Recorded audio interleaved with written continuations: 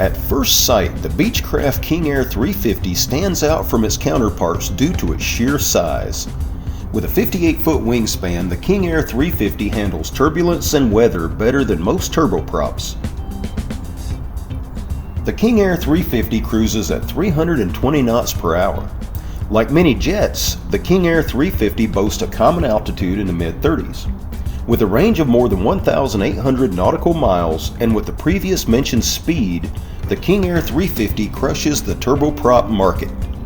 What sets it apart from the mid-size jet market is its ability to get in and out of smaller fields. In fact, thanks largely to its robust landing gear, the King Air 350 is able to complete missions to vastly inferior runways. Thanks to its high rate of speed, superior range, and luxurious creature comforts, the King Air 350 sits atop the throne of the turboprop world.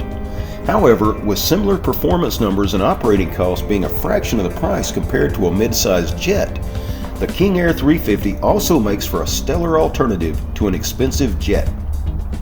In flight sim economy, the KA350 can carry up to 14 passengers at 258 knots cruise speed and can carry almost 2,000 kilos of cargo with 50% fuel and 14 passengers at 80 gallons of Jet A per hour, making it one of the most efficient aircraft of flight sim economy.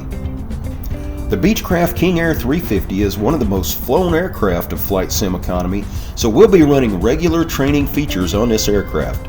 Be sure to tune in to FSC News each month for another Beechcraft King Air 350 2-minute tech talk.